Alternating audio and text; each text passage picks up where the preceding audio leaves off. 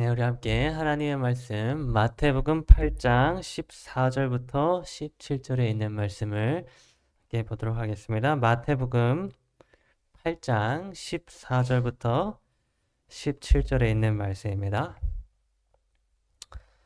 말씀이 조금 길기 때문에 함께 읽지 않고 제가 혼자서 읽도록 하겠습니다. 마태복음 8장 14절부터 17절입니다. 예수께서 베드로의 집에 들어가사 그의 장모가 열병으로 앓아누운 것을 보시고 그의 손을 만지시니 열병이 떠나가고 여인이 일어나서 예수께 수종들더라. 저물매 사람들이 귀신 들린 자를 많이 데리고 예수께 오거늘 예수께서 말씀으로 귀신들을 쫓아내시고 병든 자들을 다 고치시니 이는 선지자 이사야를 통하여 하신 말씀에 우리의 연약한 것을 친히 담당하시고 병을 짊어지셨도다 함을 이루려 하심이더라. 아멘. 네, 오늘 저는 여러분과 함께 장모님의 열병이라고 하는 제목으로 말씀을 나누도록 하겠습니다. 먼저 제가 시작하면서 여러분들에게 질문을 한 가지 해보도록 하겠습니다. 여러분, 만약에 장모님이 계셨죠? 장모님이 사위 집에 자주 찾아오시면 여러분, 사위는 그 자주 오시는 장모님이 좋을까요? 아니면 조금 불편하고 부담스러울까요? 네, 좋습니까? 아니면 조금 부담스럽습니까? 네, 네, 조금 부담스럽습니까? 네, 뭐 어떤 사위는 뭐 집에 자주 오시는 장모님을 보면서 아, 좋다 뭐 이렇게 얘기할 수도 있겠지만 사실 대부분의 사위들은 아마 너무 자주 찾아오시면 조금 불편하고 부담스러워 할 것입니다. 그래서 여러분, 인터넷에 어떤 사람이 한 글을 올리게 되었는데요. 그 글의 내용이 무엇이었는가 하면 한 달에 15번 정도 찾아오시는 장모님에게 자기가 어떻게 이야기를 해야 기분 나빠하지 않고 장모님이 집에 안 오게 할 수 있을까요? 라고 하는 그런 내용이었습니다. 이 사람은 이제 결혼한 지 얼마 안 된 그런 신혼부부였는데요. 장모님이 한 달에 15번 정도 신혼집에 찾아오셨다고 합니다.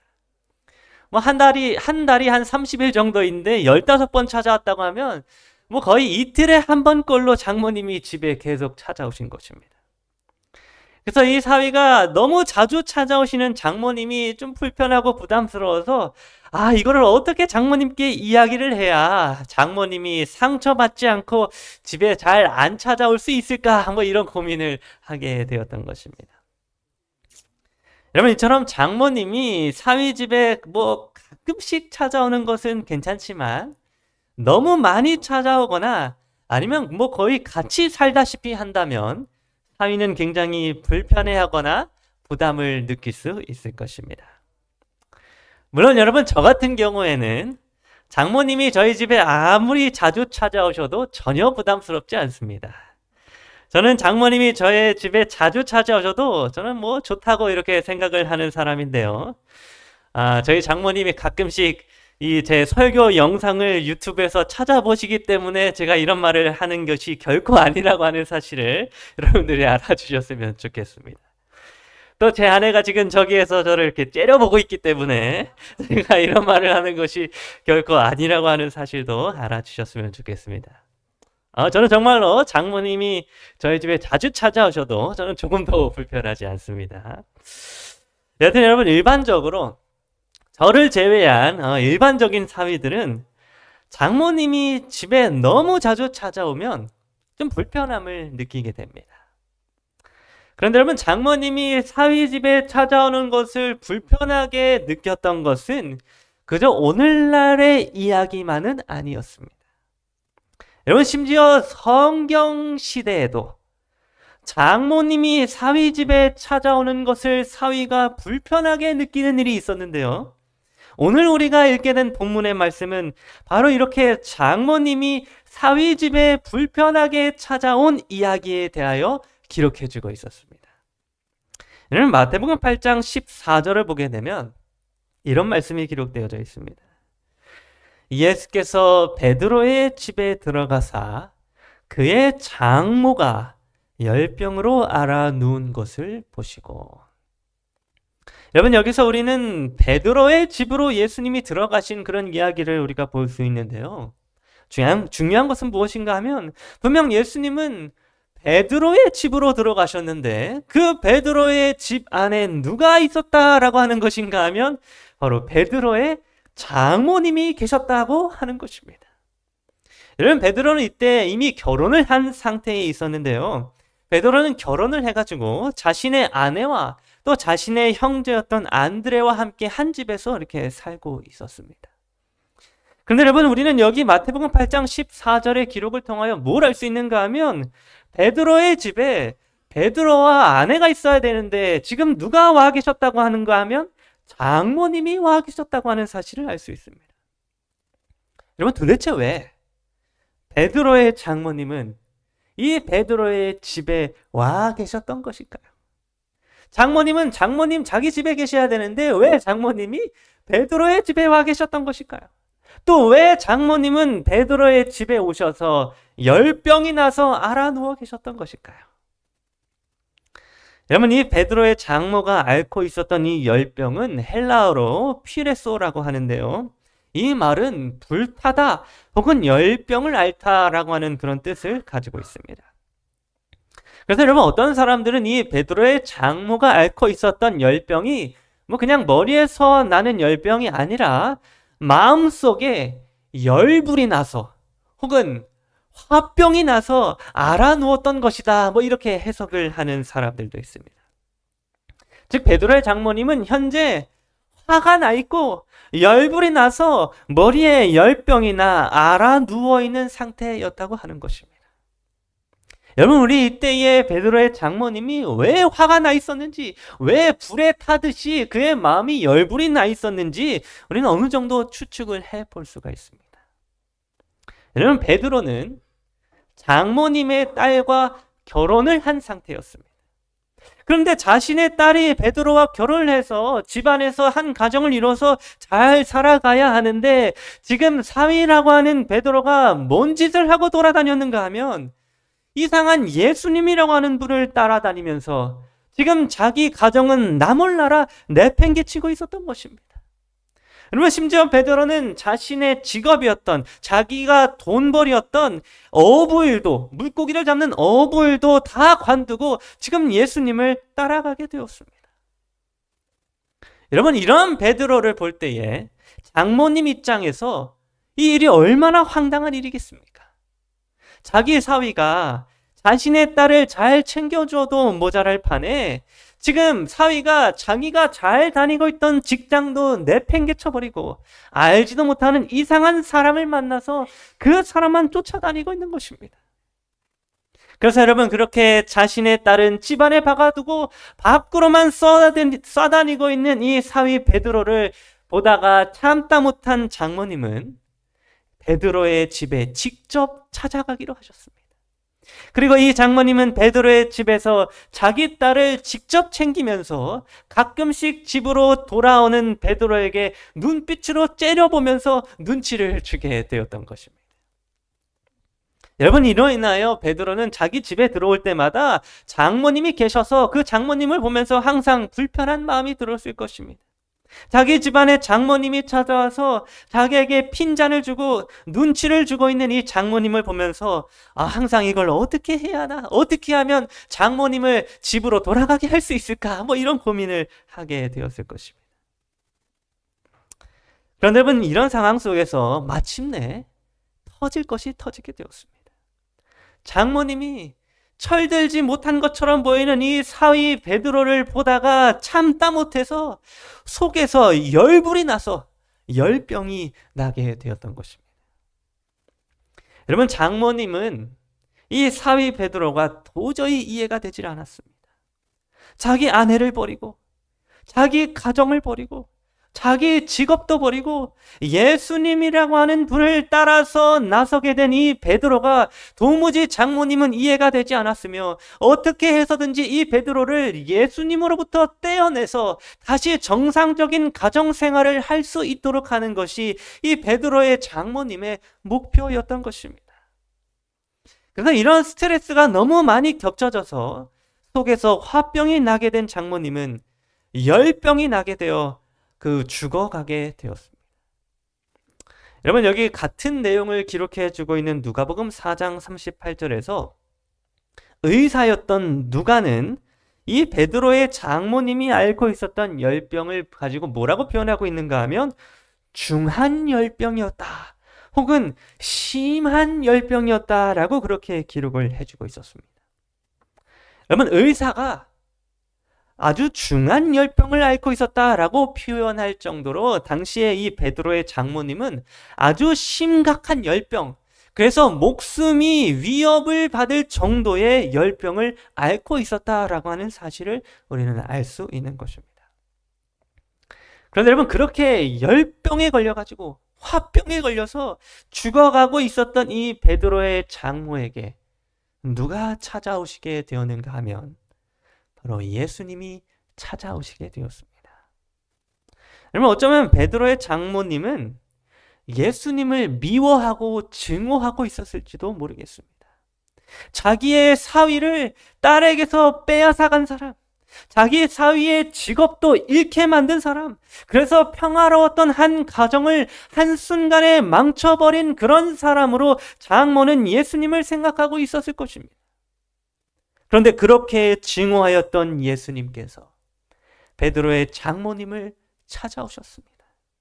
그리고는 열병이 나서 알아서 누워있는 이 여인에게 가까이 다가가셔서 한 가지 일을 행하시게 되었는데, 그 일이 어떤 일이었는지에 대하여 마태복음 8장 15절은 이렇게 기록해 주고 있습니다. 그의 손을 만지시니 열병이 떠나가고 여인이 일어나서 예수께 수종들더라.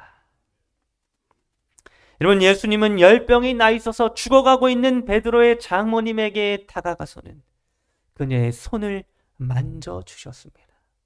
예수님이 그녀의 손을 잡아주셨던 것입니다. 그런데 여러분, 우리는 그저 이 장면에서 예수님이 아픈 사람의 손을 그냥 만져주셨구나 라는 정도로 우리가 생각할 수 있겠지만, 사실 여러분, 이 장면, 예수님이 손을 잡아주고 있는 이 장면을 주위에서 지켜보고 있었던 유대인들에게 있어서는 이 장면은 굉장히 충격적인 장면이었습니다. 왜냐하면 당시 유대인들의 사회생활 전반에 걸쳐서 어떤 생활 방식을 규정하고 있는 랍비들의 율법이 있었는데요. 그 율법이 할라카라고 하는 율법입니다. 그런데 그 할라카라고 하는 율법에는 어떠한 내용이 있었는가 하면 열병이 난 자들과는 접촉을 금지해야 한다라고 하는 그런 법이 있었습니다. 그래서 여러분, 유대인들은 열병이 나 있는 사람과는 신체적인 접촉을 해서는 안 된다라고 그렇게 자기들의 법으로 규정을 하고 있었던 것입니다. 왜냐하면 이 열병이라고 하는 것 자체가 죄 때문에 일어난 것이다. 그렇기 때문에 이 열병은 부정한 것이며, 더 나아가서는 심지어 귀신에 들린 것과 같다라고 그렇게 열병을 생각을 했기 때문에 유대인들은 이 열병에 걸린 사람과는 접촉을 해서는 안 된다, 만져서도 안 된다, 그렇게 여기고 있었던 것입니다. 그런데 여러분, 그렇게 예수님께서는 아무도 베드로의 장모에게 접촉을 하지 않고 있는 상황 속에서, 그 누구도 베드로의 장모님 곁으로 다가가려고 하지 않는 그런 상황 속에서 예수님은 베드로의 장모 곁으로 다가가셔서 열병이 나 있는 그녀의 부정한 손을 만져주셨습니다.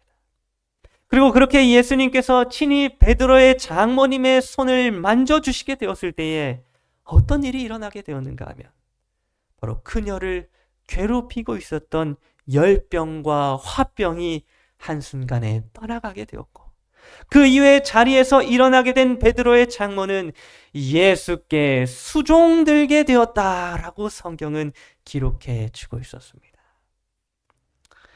여러분, 특별히 여기에서 우리가 주목해 보아야 할 부분이 있는데요.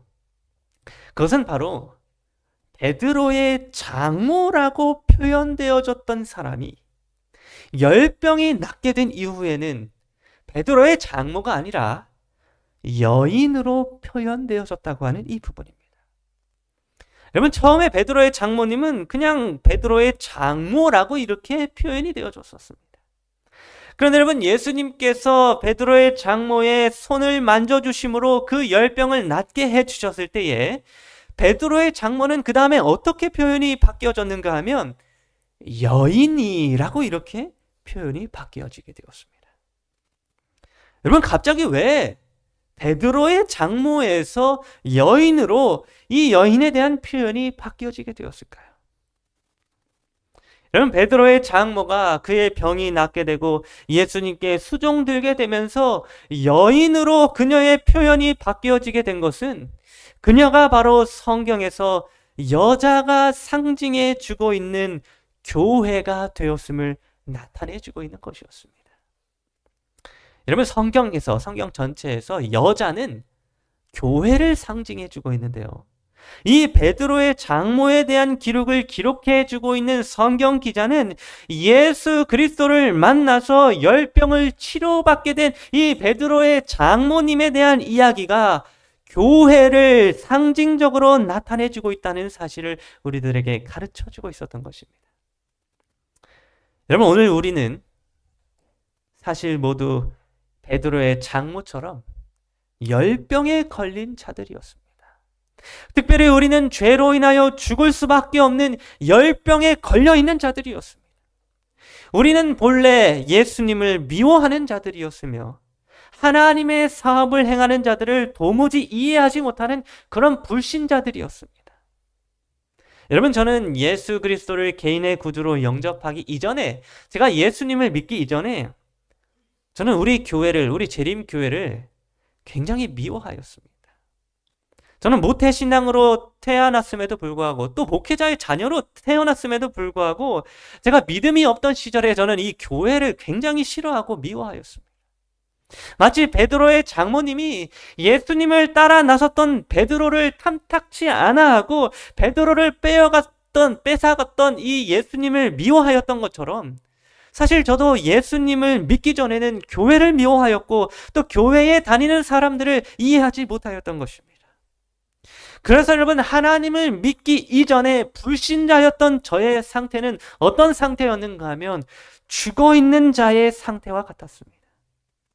여러분, 이에 대하여 에베소서 2장 1절부터 3절은 이렇게 기록해주고 있습니다. 그는 허물과 죄로 죽었던 너희를 살리셨도다. 전에는 우리도 다른 이들과 같이 본질상 진노의 자녀이었더니. 여러분, 여기 에베소서 2장 1절부터 3절은 예수님을 믿기 이전에 우리의 상태에 대하여 뭐라고 표현해주고 있는가 하면 너희가 본질상 진노의 자녀였으며 죽어있던 자들이었다라고 이렇게 기록해주고 있었습니다. 여러분, 이 말씀과 같이 예수님을 믿기 이전에 우리는 죄로 인하여 죽어있는 자들이었습니다. 베드로의 장모가 예수님을 믿기 이전에 예수님을 미워하였고 예수님을 따라간 베드로를 원망함으로 열병에 걸려 죽어가게 되었던 것처럼 우리도 그와 같은 열병에 걸려서 죽어있는 자들이었다고 하는 것입니다. 그런데 여러분, 이렇게 죽게 된 우리를 위하여 예수 그리스도께서는 어떠한 일을 행하셨는가 하면 친히 우리에게 다가오셔서 우리의 손을 붙잡아 주셨습니다. 특별히 예수 그리스도께서 우리의 손을 붙잡고 우리의 손에 접촉해 주셨다라고 하는 것은 무엇을 의미해 주고 있는가 하면 바로 우리가 당한 저주와 우리가 지은 죄를 예수님이 대신 짊어지셨다고 하는 것을 의미해 주고 있습니다. 그래서 여러분, 마태복음 8장 17절은 그 사실에 대하여 이렇게 기록합니다. 이는 선지자 이사야를 통하여 하신 말씀에 우리의 연약한 것을 친히 담당하시고 병을 짊어지셨도다 함을 이루려 하심이더라. 여러분, 예수님께서 친히 베드로의 장모의 손을 잡아주셨던 것은 바로 우리의 연약한 것을 친히 담당하시고 병을 짊어지시기 위함이었습니다. 여러분, 예수님은 오늘 저와 여러분들의 죄를 짊어지셨습니다. 우리가 당한 상처와 우리가 당한 아픔과 우리가 겪고 있는 질병들과 죄를 친히 담당해 주시기 위하여 그분은 우리의 손을 잡아주셨고, 그 손을 잡으심으로 우리에게 있었던 우리의 죄와 우리의 질병들이 예수님 한 분에게 모두 다 전가되어지게 되었던 것입니다. 여러분, 예수님은 베드로의 장모가 앓고 있었던 열병을 친히 십자가에서 짊어지셨습니다. 예수님은 오늘날 우리가 앓고 있었던 병도 십자가에서 친히 짊어지셨습니다. 예수님은 세상 모든 사람들의 죄와 세상 모든 사람들의 질병과 세상 모든 사람들의 아픔을 친히 십자가에서 짊어지셨다고 하는 것입니다. 그리고 여러분, 그 사실을 자기의 눈으로 직접 목격하게 된 베드로의 장모는 자신의 병을 친히 짊어지신 예수 그리스도께 수종을 드는 여인으로 새롭게 거듭나게 되었습니다. 한때 예수님을 미워하고 증오하였던 베드로의 장모는, 한때 예수님을 따라 나선 베드로를 미워하였던 장모는 이제 자신을 구원하여 주신 예수 그리스도께 온전히 순종하고 그 예수님이 하시는 일들을 온 마음을 다하여 돕게 되는 그런 수종드는 여인으로 변화하게 되었던 것입니다. 그리고 여러분, 이렇게 변화하게 된 이 여인의 모습은 오늘날 우리 교회가 나타내야 할 모습을 보여주고 있었습니다. 여러분, 예수 그리스도를 개인의 구주로 영접하고 십자가에서 죄의 사함을 받게 된 우리 모두는 이제 이 베드로의 장모처럼 예수 그리스도께 수종드는 자들이 되어야 할 것입니다. 여러분, 누가복음 4장 39절은 이렇게 기록해 주고 있습니다. 예수께서 가까이 서서 열병을 꾸짖으신데 병이 떠나고 여자가 곧 일어나 그들에게 수종드니라. 여러분, 마태복음에서 이 장모님은 예수께 수종드니라 라고 그렇게 표현이 되어졌는데, 여기 누가복음 4장 39절에서는 그들에게 수종드니라 라고 기록되어져 있습니다. 여러분, 여기서 베드로의 장모는 누구에게 순종을 들게 되었는가 하면 그들에게 수종을 들게 되었습니다. 즉, 예수님께 수종을 들게 되었을 뿐만 아니라 예수님을 따르던 자들에게도 수종을 들게 되었고, 또 예수님께서 고치시고자 하시던 자들에게까지도 수종을 들면서 예수님을 돕는 일을 마다하지 않게 되었다고 하는 것입니다. 여러분, 오늘 우리 교회는 이처럼 예수님께 수종들 뿐만 아니라 우리의 이웃들과 주변 사람들에게도 수종을 드는 자들이 되어야 합니다. 예수 그리스도께서 나를 구원하여 주셨으니, 나를 죽음에서 건져내어 영원한 생명을 주셨으니, 이제 우리는 예수 그리스도께 수종을 들고 또 예수님께서 구원하길 원하시는 우리의 주변의 이웃들에게도 그들을 섬기고 봉사하며 나눔을 실천하는 그러한 교회의 모습이 되어야 하는 것입니다. 여러분, 이제 베드로의 장모는 베드로에게 있어서 더 이상 불편한 존재가 되지 아니하였습니다. 이제 더 이상 장모님은 베드로에게 눈치를 주지도 아니하였으며 예수님을 왜 따라다니냐고 핀잔을 주지도 아니하였습니다.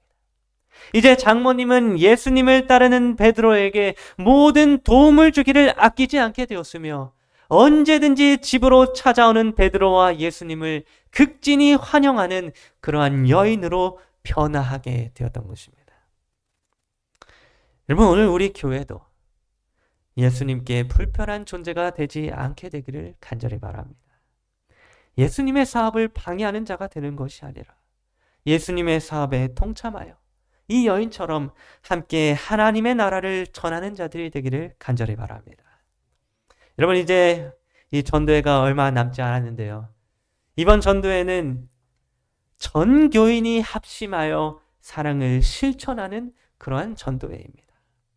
여러분, 오늘 우리 모두가 예수님께 받은 사랑을 기억하면서 우리의 이웃들에게 우리가 받은 사랑을 아무 대가 없이 나누어 줄 수 있는 그런 예수님의 마음을 갖게 되기를 간절히 바랍니다. 베드로의 장모가 예수님께 수종드는 여인으로 변화하게 되었던 것처럼 오늘 우리들도 예수님께 받은 그 무한한 사랑 때문에 예수님께 수종들며 우리의 이웃들에게 사랑을 나누는 그런 아름다운 교회의 모습이 되기를 간절히 바라면서 오늘 말씀을